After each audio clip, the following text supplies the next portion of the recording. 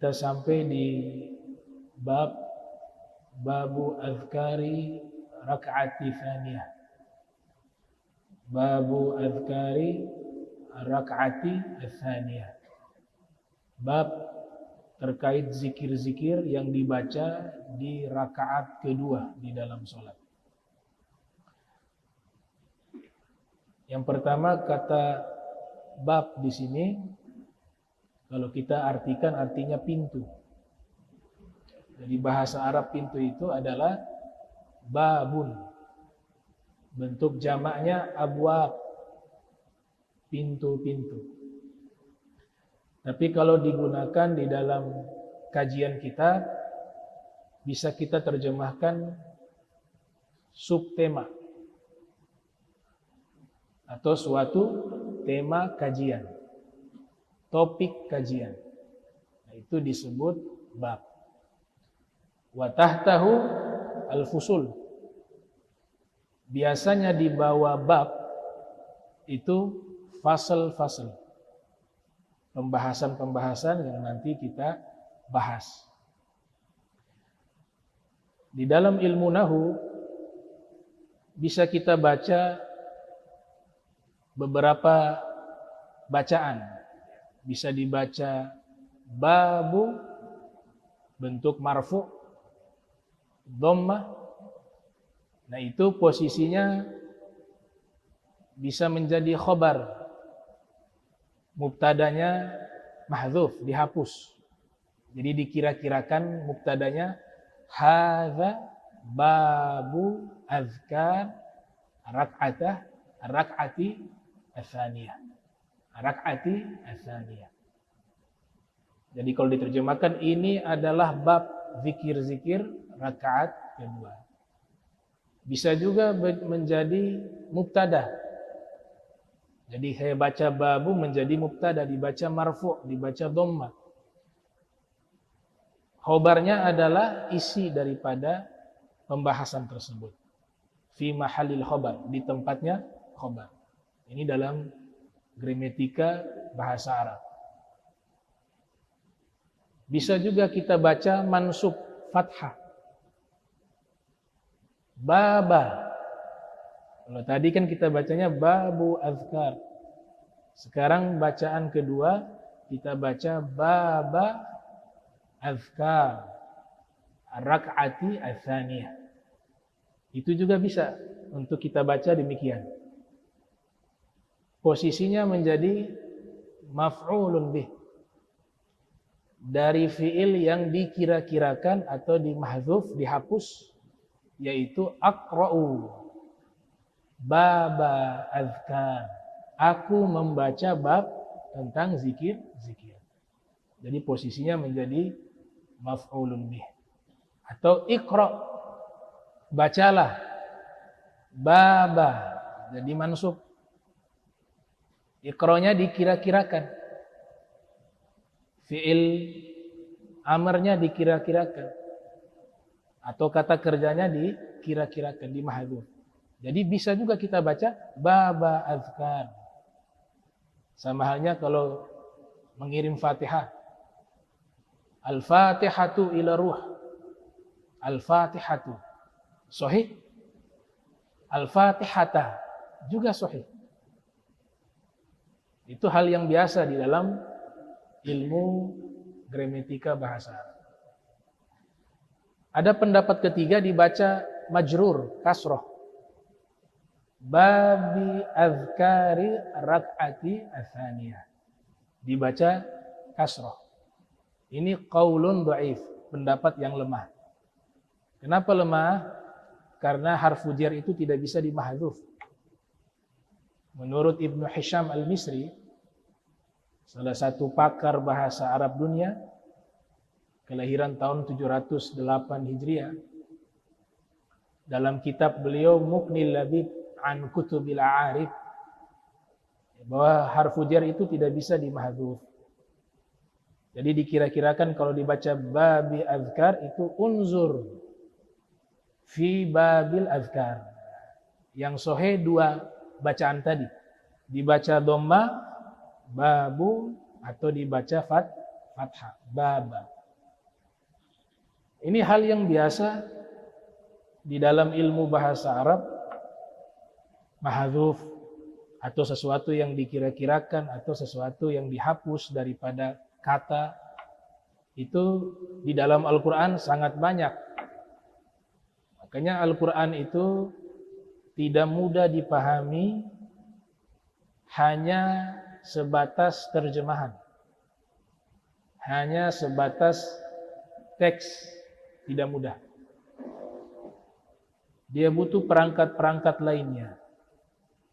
Bahkan As-Suyuti yang lahir tahun 849 Hijriah, wafat 911 Hijriah, di dalam kitab Al-Itqan fi Ulumil Quran ada membuat satu bab namanya bab Adawatil Mufassirin. Bab terkait perangkat-perangkat ulama-ulama ahli tafsir Al-Quran. Salah satu perangkat yang wajib dimiliki oleh ulama ahli tafsir, penguasaan ilmu bahasa Arab, karena Al-Quran menggunakan bahasa Arab. Contoh saya berikan satu di dalam Al-Quran, di surat An-Nisa. Surat An-Nisa ini surat keempat, ayat 43. Allah Subhanahu wa taala berfirman, "Ya ayyuhalladzina amanu la taqrabus sholata wa antum sukara. Wa antum sukara hatta ta'lamu ma taqulun." Kalau kita terjemahkan sebatas teks, wahai orang-orang beriman, janganlah kalian dekati sholat. Iya kan? La taqrabu as-sholata. Sedangkan kalian dalam keadaan mabuk, hingga kalian mengetahui apa yang kalian baca. Yang perlu kita garis bawahi di sini kata sholat, as-sholat, as-sholah, la taqrabu as-sholata. Ternyata ada kata yang dihapus di situ. Al-Imam Abul Hasan Al-Wahidi disebut sebagai Ustazul Quran fi asrih, guru besar ilmu Al-Quran di zamannya. Namanya Abul Hasan Al-Wahidi. Wafat pada tahun 468 Hijriah. Beliau menulis satu kitab tafsir berjudul Kitabul Wajiz fi Tafsir Al-Kitabil Ajiz. Ketika menafsirkan firman Allah, wahai orang-orang beriman, jangan kalian dekati solat, la taqrabu solat, ay mawadhi' as-solati, ay al-masajid. Yang dimaksud di sini adalah jangan kalian dekati tempat sholat dalam keadaan mabuk. Tempat sholat itu adalah al-masajid, yaitu masjid-masjid. Jadi ternyata ada kata mawadhi' yang dihapus. Ada kata mawadhi' yang dimahdzuf. Nah, itu bukan berarti kurang kosakata, tidak. Tapi memang begitulah struktur bahasa Arab. Ada kata-kata yang dikira-kirakan, ada kata-kata yang dihapus. Disinilah peran ulama yang pakar di dalam bidang ilmu bahasa Arab. Jadi tidak membabi buta menafsirkan Al-Quran. Untuk mahdzuf ini wajib diketahui oleh seorang ahli tafsir. Bukan sunnah lagi, wajib. Kemudian dikatakan surat ini secara hukumnya sudah dimansuh. Ada istilah namanya an-nasikh wal mansukh. Hukum lama diganti dengan hukum yang baru.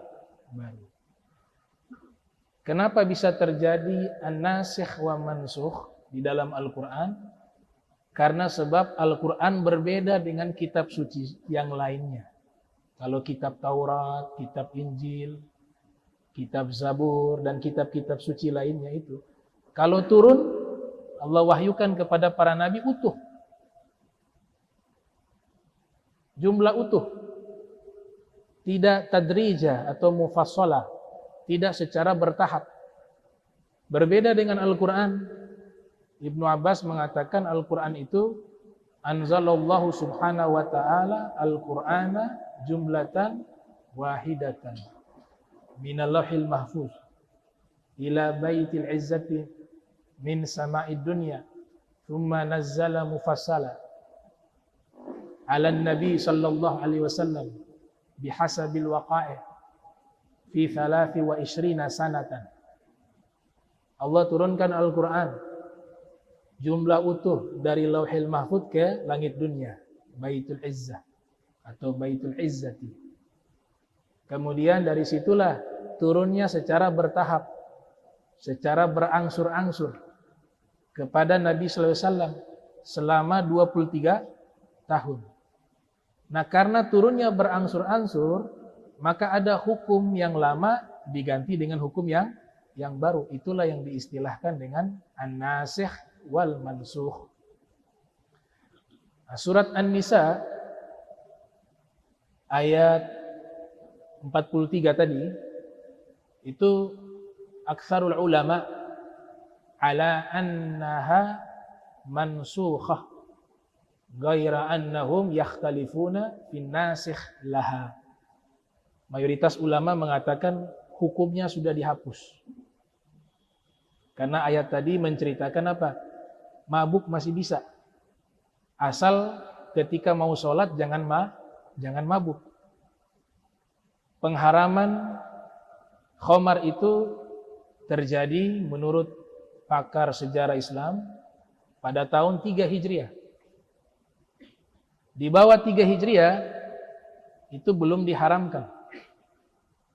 Nah, namun ketika sudah masuk kepada tahun 3 Hijriah, para ulama tadi mengatakan bahwa kesepakatan atau mayoritas para ulama mengatakan bahwa hukum daripada surat An-Nisa ayat 43 ini sudah dihapus hukumnya dengan surat, ini ada khilaf kalau nasikhnya.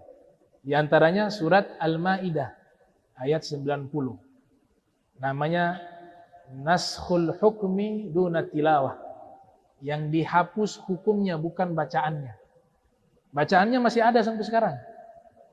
Kalau kita baca surat An-Nisa ayat 43 masih ada. Tapi hukumnya sudah tidak berlaku karena sudah dinasikh dengan ayat yang lain. Di surat Al-Maidah ayat 90 Allah Subhanahu wa taala berfirman, "Innamal khamru wal maisiru wal ansab wal azlam rijsun min amali syaitan fastanibuhu la'allakum tuflihun." Jadi ayat ini sudah menegaskan pengharaman minuman keras. Maka hukum yang lama tadi yang hanya dilarang kalau mau sholat jangan minum sudah terhapus. Nah, inilah contoh daripada an-nasikh wal mansukh. Ada hal yang sangat penting yang ingin saya sampaikan di sini. Khususnya kepada para tulab, para penuntut ilmu agama. Kalau kita membuka kitab-kitab tafsir Al-Quran, sababun nuzul, sebab turunnya ayat tersebut, surat An-Nisa ayat 43. Kita dapati ramai riwayat menceritakan sebab turunnya ayat ini karena ada seorang imam menjadi imam sholat dalam keadaan mabuk. Kemudian membaca surat Al-Kafirun. Ternyata dalam keadaan mabuk bacaan surat Al-Kafirunnya keliru. Qul ya ayyuhal kafirun a'budu ma ta'budun wa antum 'abiduna ma a'bud wa ana 'abidum ma 'abadtum lakum dinukum waliyadin. Jadi huruf lamnya dia lupa baca. Sedangkan huruf lam ini menentukan arti sesungguhnya dari surat Al-Kafirun yang artinya tidak. Jadi kalau diterjemahkan sang imam ini yang menjadi imam sholat dalam keadaan mabuk itu Artinya adalah katakanlah kepada segenap orang-orang kafir, aku menyembah apa yang mereka sembah dan kalian menyembah apa yang aku sembah, dan aku menyembah apa yang kalian sembah. Berarti ini sembah berhala sama-sama ini. Padahal di surat Al-Ghafirun itu ada kata lam di situ yang mengartikan aku tidak menyembah apa yang kalian sembah dan kalian tidak menyembah apa yang aku sembah. Ternyata dia lupa membaca huruf lam di situ karena dalam keadaan mabuk.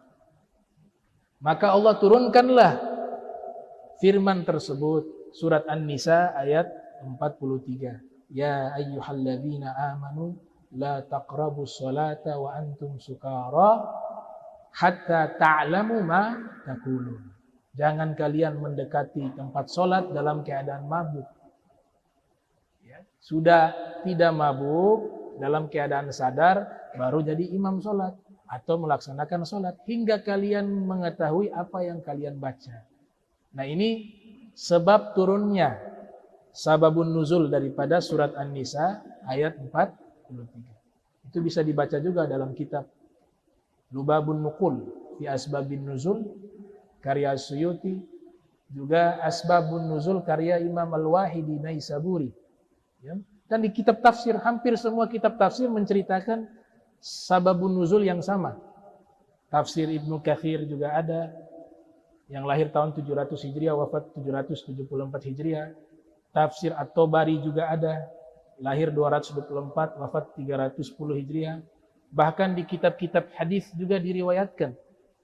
Seperti di dalam Sunan Tirmidzi, yang lahir tahun 209 Hijriah, wafat 279, Imam Tirmidzi meriwayatkan. Juga diriwayatkan oleh Imam Al-Hakim dalam Mustadraknya, yang lahir tahun 321, wafat 405 Hijriah. Cuma yang mengenaskan di sini, yang perlu saya luruskan di sini, itu yang menjadi imam sholat di situ Imam Ali bin Abi Thalib. Jadi diceritakan sabab nuzul itu yang menjadi imam kemudian dalam keadaan mabuk itu, beserta makmumnya juga mabuk.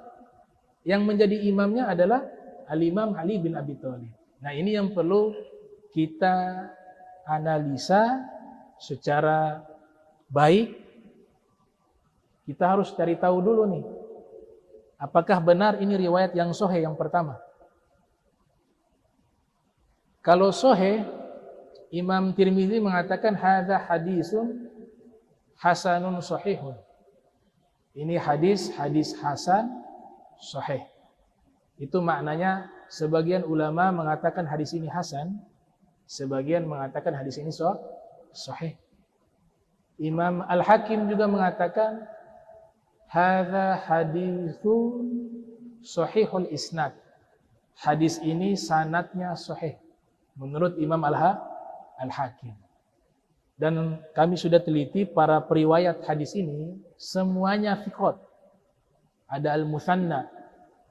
Al-Muthanna mendapatkan hadis ini dari seorang rawi namanya Al-Hajjaj ibn Minhal. Al-Hajjaj bin Minhal mendapatkan hadis ini dari Hammad. Hammad mendapatkan hadis ini dari Atha bin Sa'id.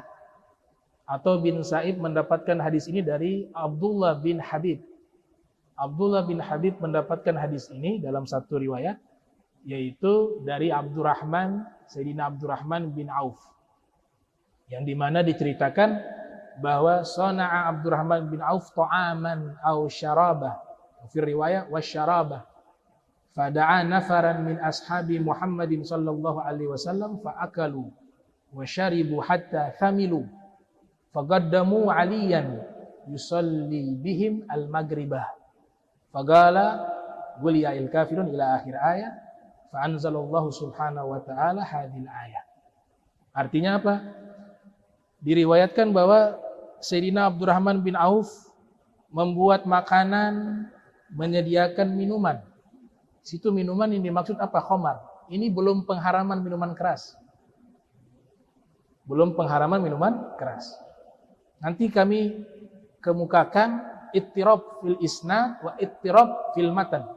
Ada hal yang janggal dalam sanad dan yang janggal dalam matan.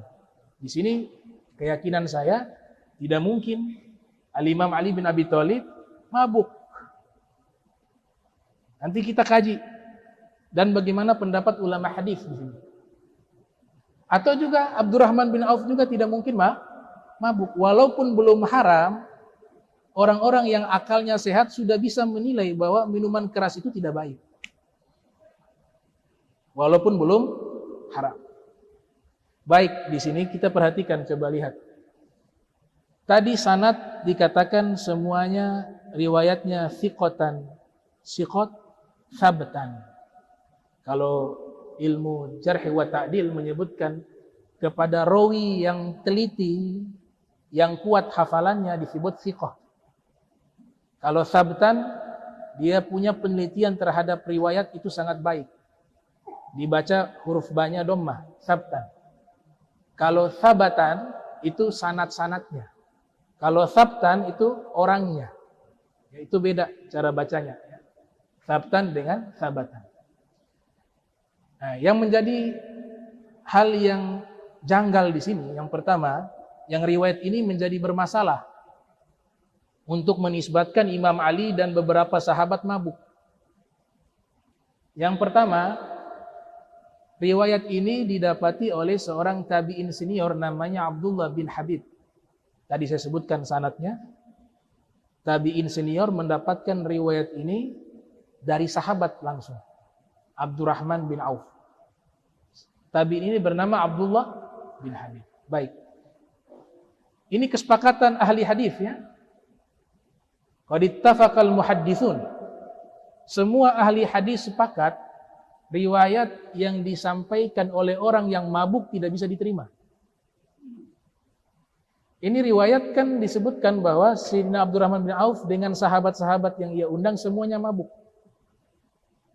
Berarti cerita ini disampaikan kepada Abdullah bin Hubayb.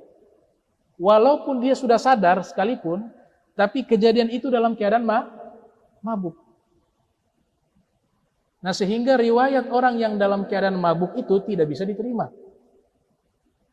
Itu dari sisi sanad. Yang kedua,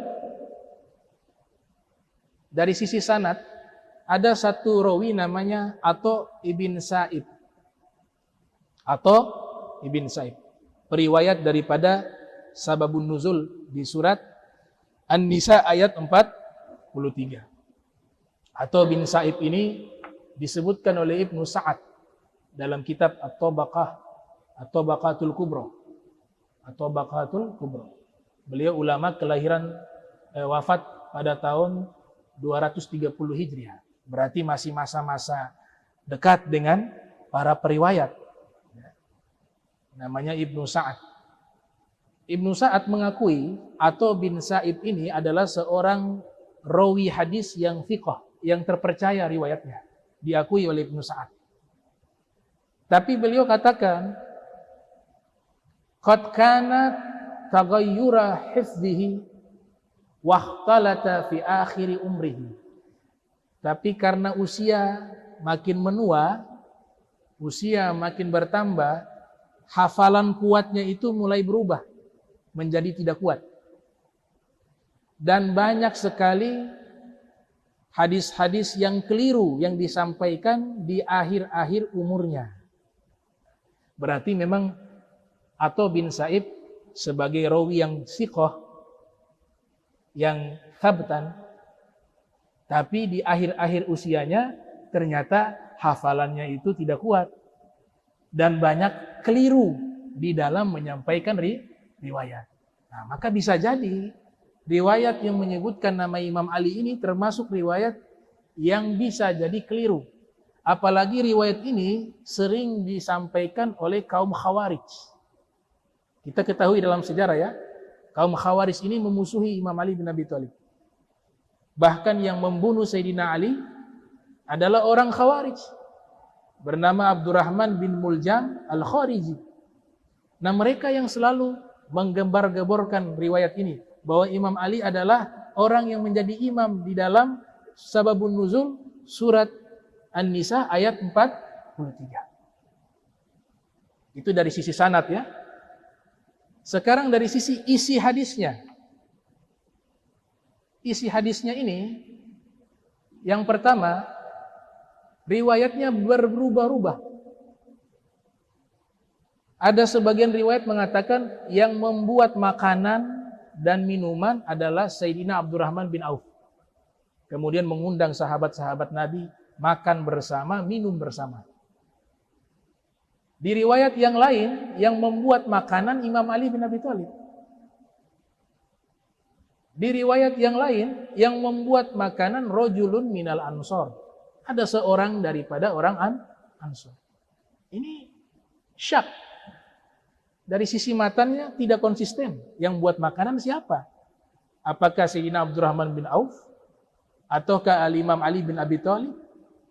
Ataukah rojulan minal ansor? Itu disebut, istilah ini saya pinjam dari istilah para muhadditsun, ittirab fil matan. Ada goncangan di dalam matan, ada kejanggalan. Jadi tidak semua riwayat kita telan mentah-mentah. Kita harus teliti. Ya. Kita harus teliti, jangan sampai nanti kita menyampaikan ke umat sesuatu yang merusak reputasi orang yang soleh. Apalagi sekelas Al-Imam Ali bin Abi Thalib. Itu yang pertama. Dan itu kami sudah buat penelitian. Yang buat makanan saja, orangnya itu berubah-ubah. Ada dalam riwayat Abdurrahman bin Auf, ada dalam riwayat Imam Ali, ada dalam riwayat seorang laki-laki dari Ansor. Itu yang pertama. Yang kedua, yang menjadi imam sholat juga tidak konsisten dalam riwayat. Yang pertama ada mengatakan yang menjadi imam Sayyidina Ali. Sholat maghrib. Ada yang berpendapat yang menjadi imam itu adalah Sayyidina Abdurrahman bin Auf. Ada satu riwayat menyatakan yang menjadi imam tidak disebut namanya, hanya disebut rojula. Ada seorang laki-laki. Ditambahkan oleh muhakkik minal ansor.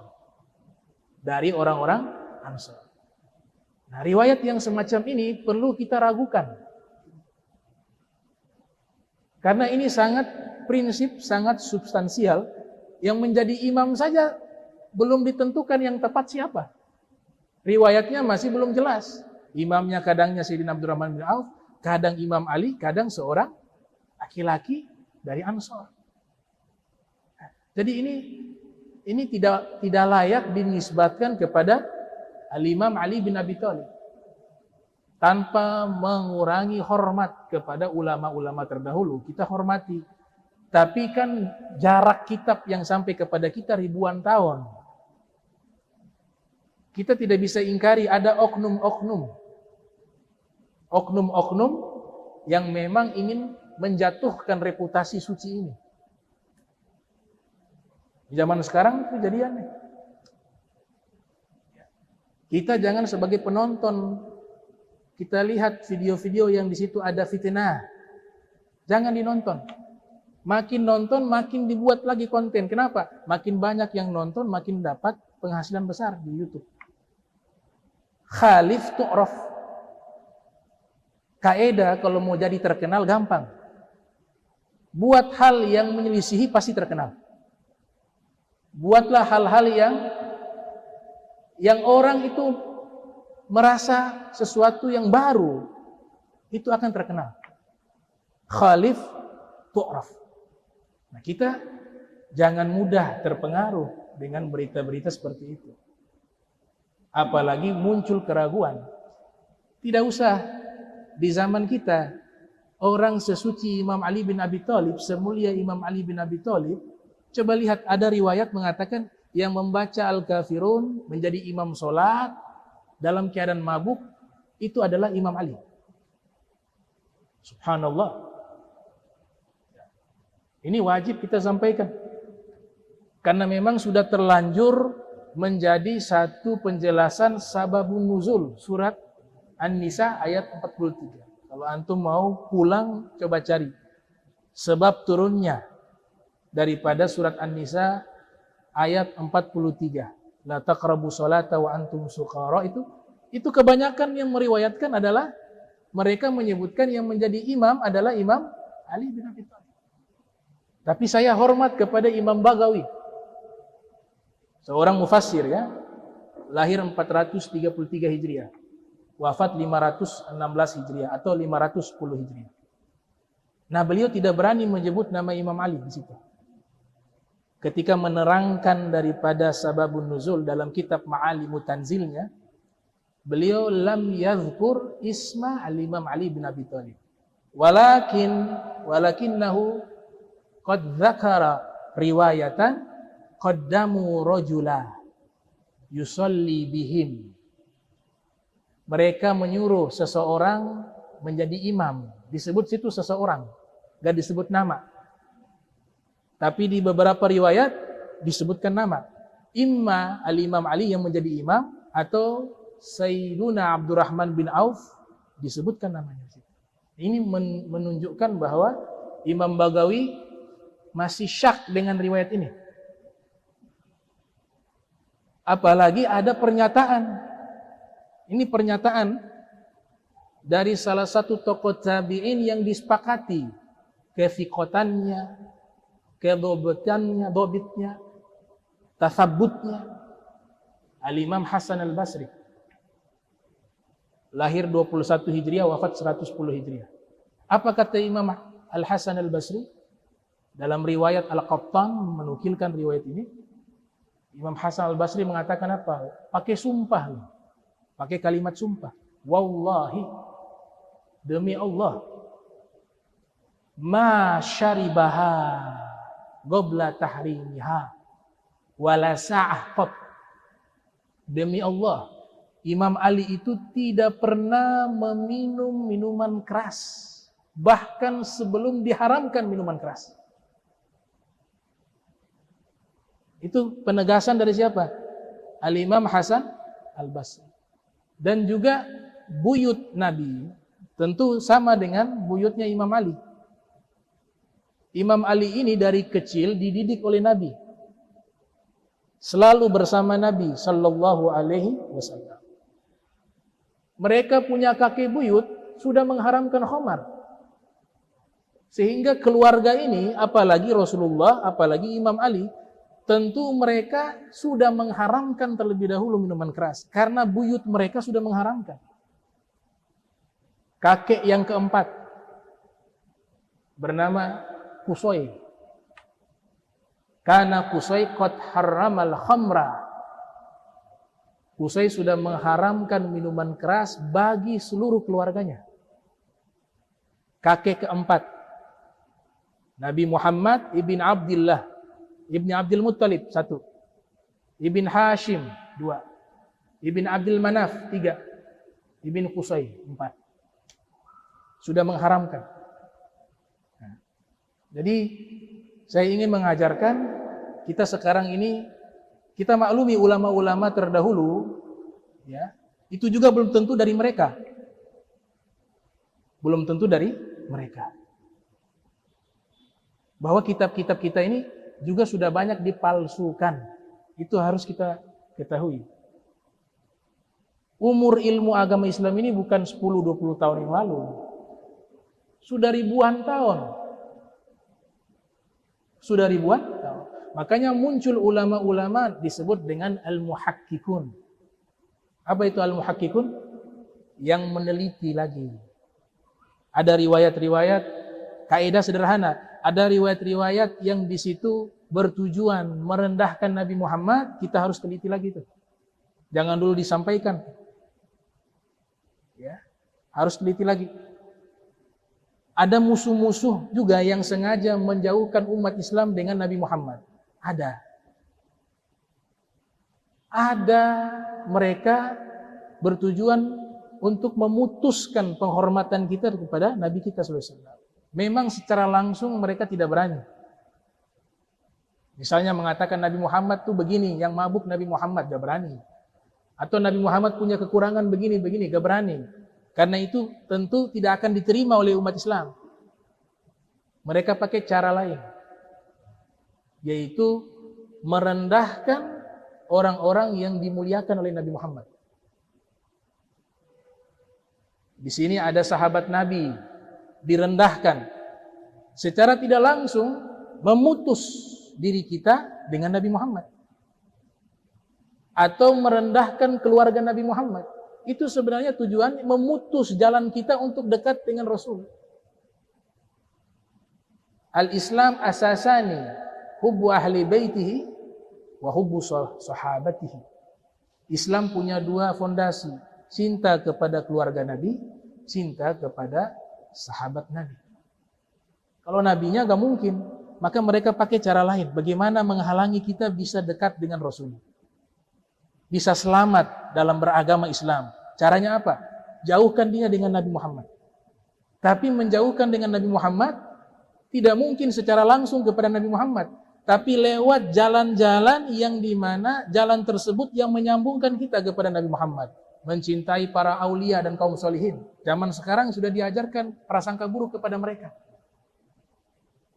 Wali ini khurafat, wali ini zindik. Jangan percaya sama sufi ini, jangan percaya sama itu. Sebenarnya tujuannya memutuskan jalan kita untuk bisa dekat dengan Nabi SAW. Karena Nabi Muhammad pintu yang menyambungkan kita dengan Allah.